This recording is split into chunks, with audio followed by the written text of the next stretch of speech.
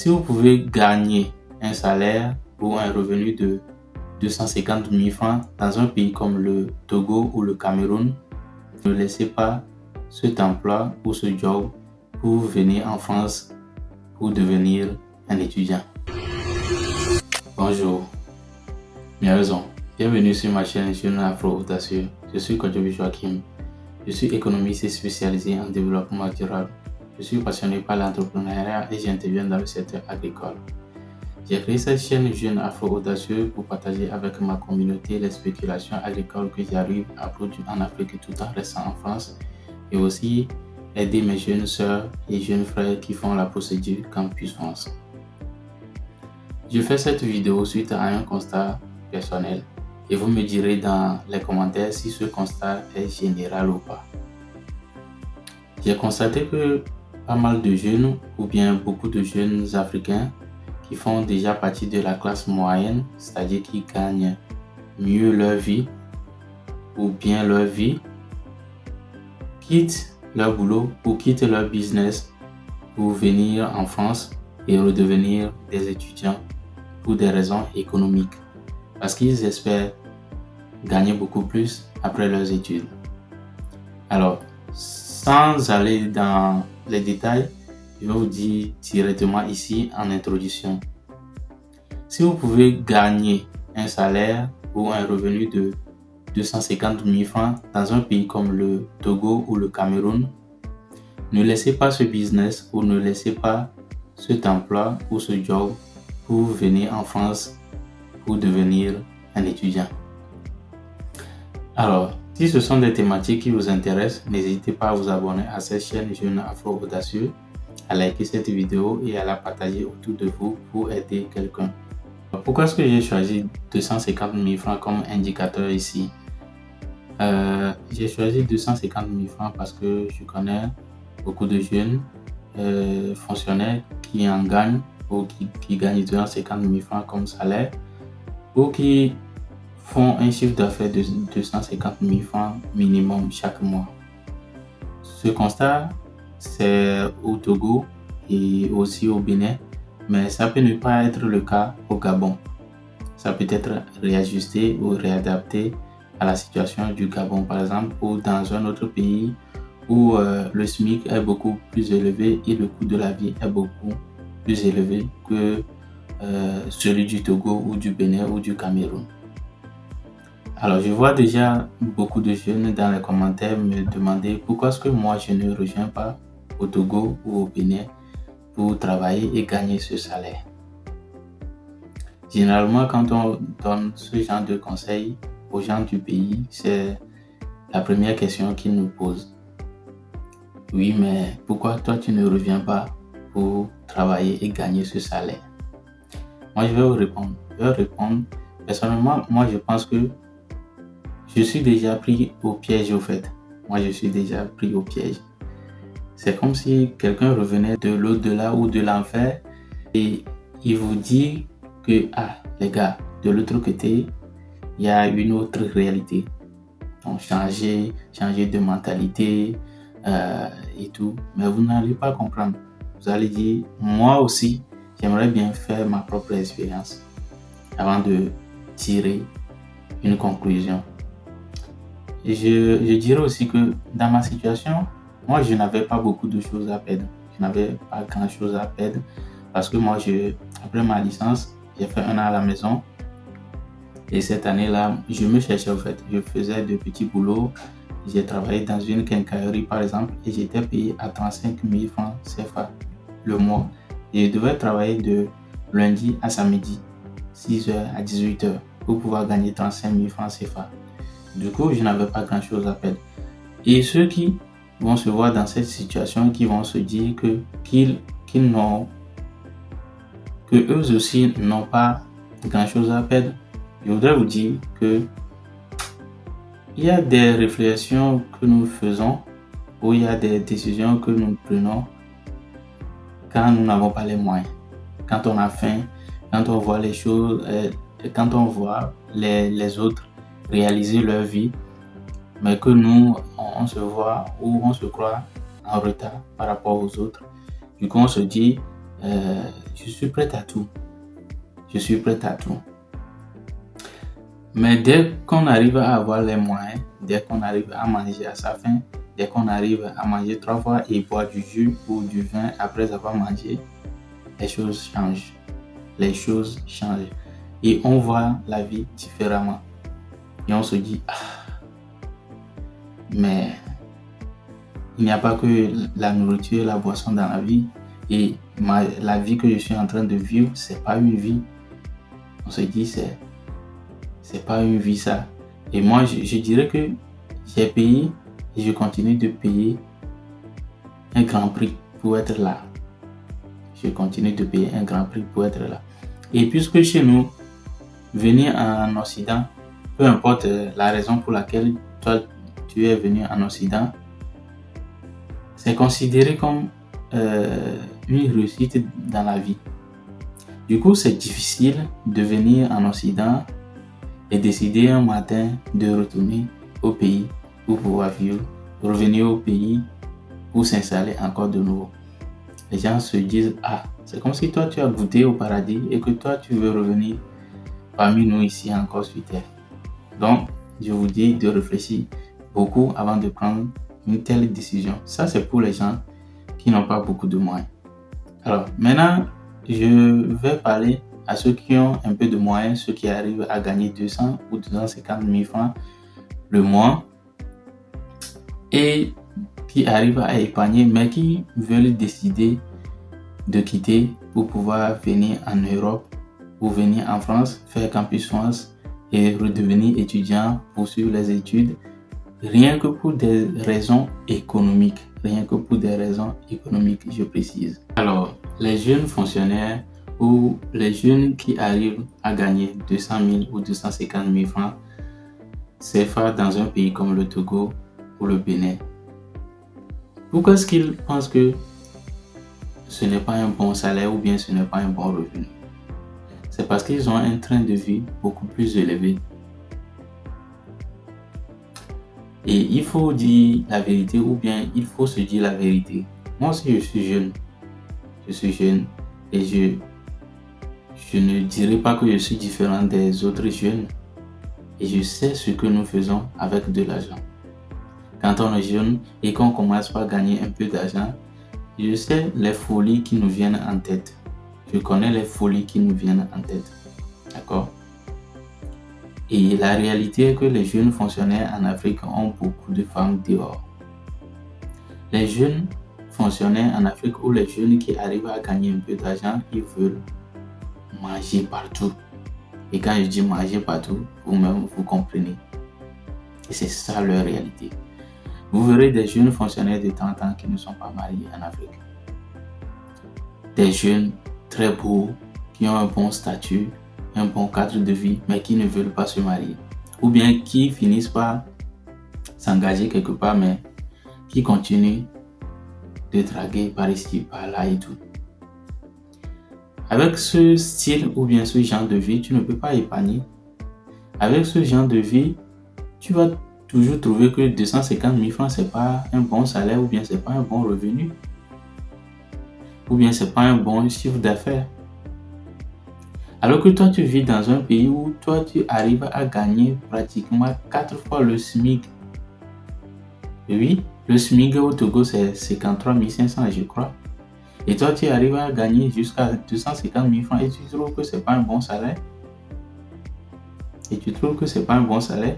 Il y en a d'autres qui vont me dire que voilà, il y a la famille à côté, il y a la belle famille à côté, il y a les demandes à côté et tout. Vous savez les demandes que nous on reçoit chaque jour. Quand tu es même étudiant en Europe, les gens en Afrique, ils ne pensent pas que toi tu es juste étudiant et que tu dois étudier, que tu n'es pas ici pour chercher de l'argent. Eux, ils peuvent t'appeler pour tout et n'importe quoi en fait. Ils peuvent t'appeler pour toutes les raisons quoi. Même valables ou non valables, ils peuvent te demander. Mais nous, on subit tout ça. Quand j'étais à Lomé, je ne vois pas de fonctionnaires ou de jeunes fonctionnaires arriver au boulot avec sa nourriture. Ils ne ramènent pas au boulot leur nourriture qu'ils vont réchauffer. Ils ne ramènent pas au boulot leur nourriture qu'ils vont réchauffer. Ils n'ont pas de bons plans pour pouvoir économiser. Ils n'ont pas de bons plans pour pouvoir épargner.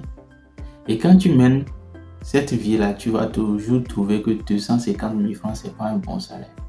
Oui, vous allez me dire qu'il y a de l'inflation et qu'il ne faut pas se référer juste au SMIC pour pouvoir parler. Oui, je comprends très bien. Je sais que 53 500 par exemple, qui est le SMIC, ne peut pas permettre à quelqu'un de bien vivre au Togo ou à Lomé par exemple.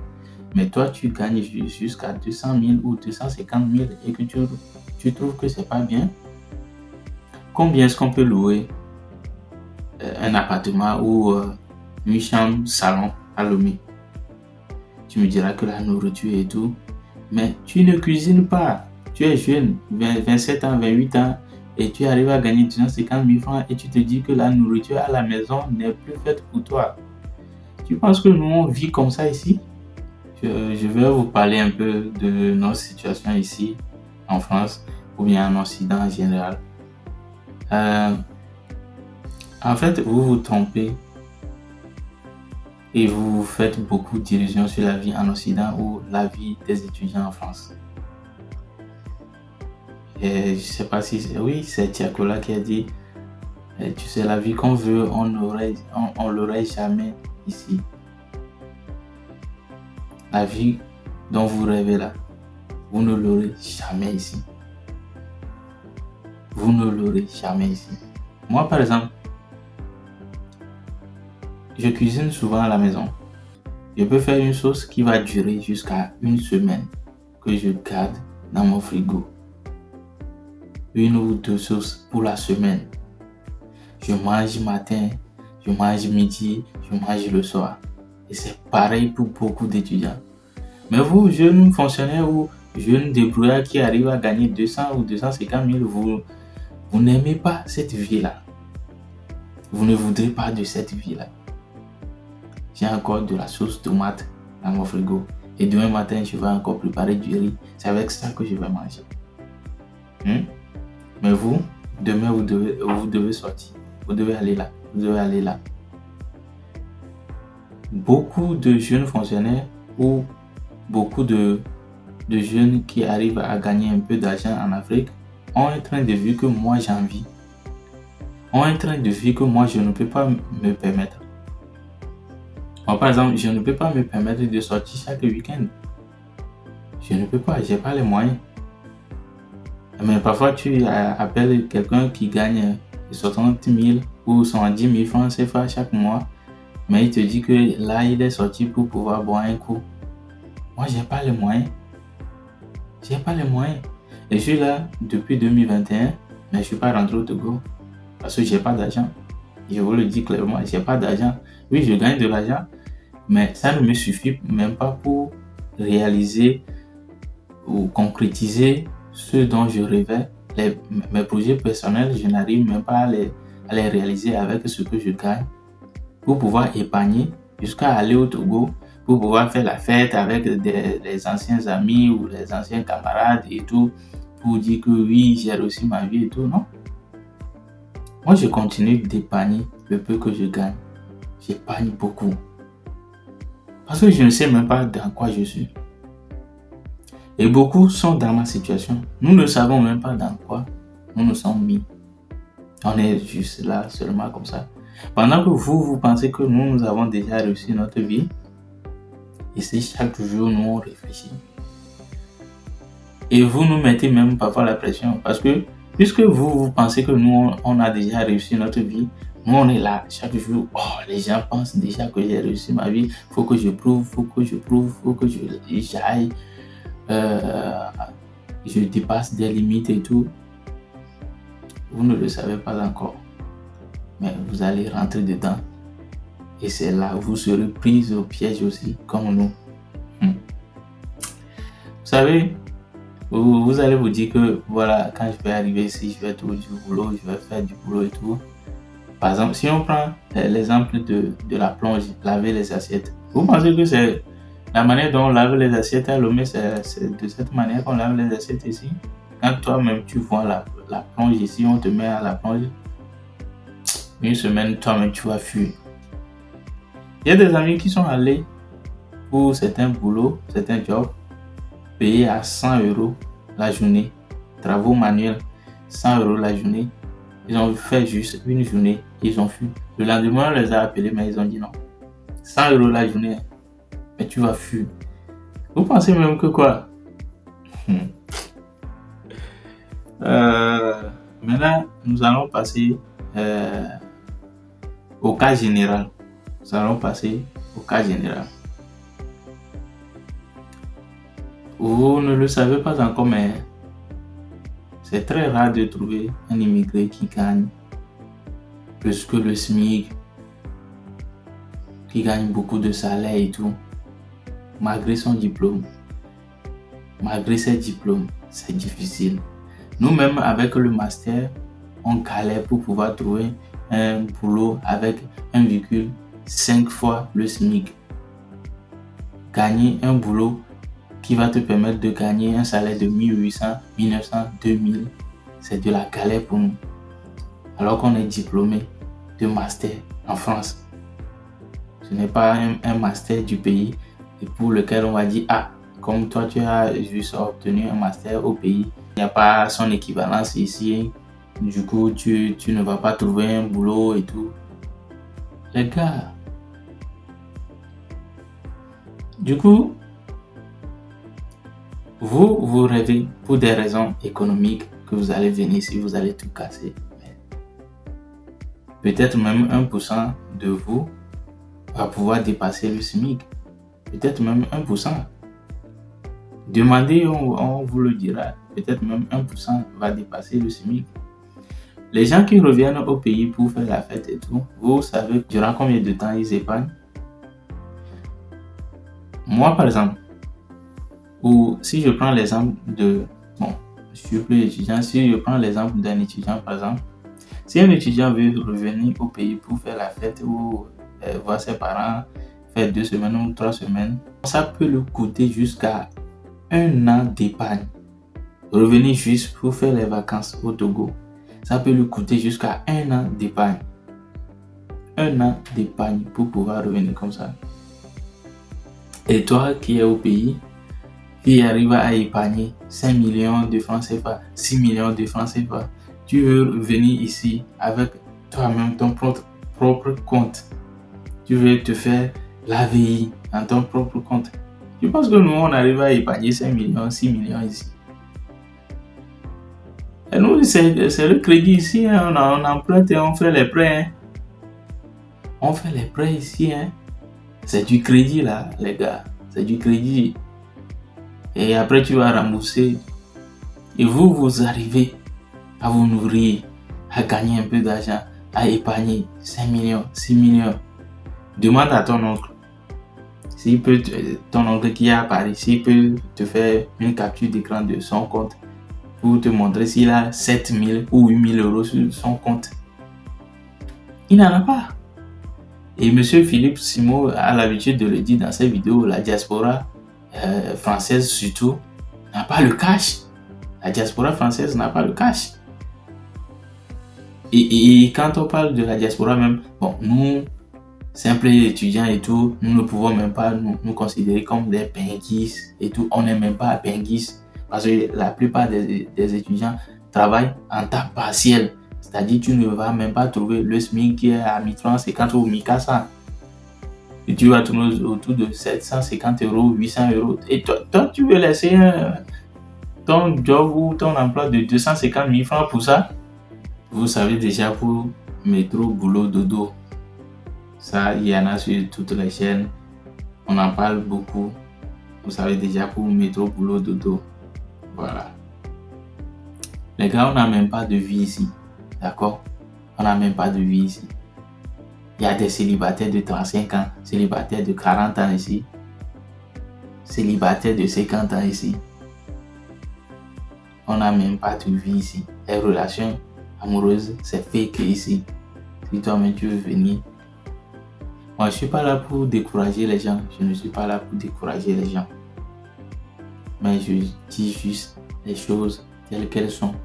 Et je te conseille de ne pas quitter ton business de ne pas vendre des terrains qu'après tu ne vas pas pouvoir récupérer ou si je dis récupérer, pas aller chasser les gens, hein, mais pouvoir remplacer. C'est-à-dire, il y a des gens qui ont vendu des terrains 7 millions, 8 millions, mais qui aujourd'hui n'ont pas les moyens pour s'acheter des terrains à 7 ou 8 millions ailleurs. Je ne dis pas de revenir pour chasser la personne qui avait acheté ton terrain quand tu devais voyager. Hein. Bon, on va s'arrêter là. Merci de m'avoir écouté jusqu'à la fin. Si la vidéo vous a plu, je vous demande une fois encore de la liker, de la partager autour de vous, de vous abonner à cette chaîne pour d'autres contenus. On se dit à très bientôt sur cette chaîne Jeune Afro Audacieux et que je donne à tout le monde. Ciao.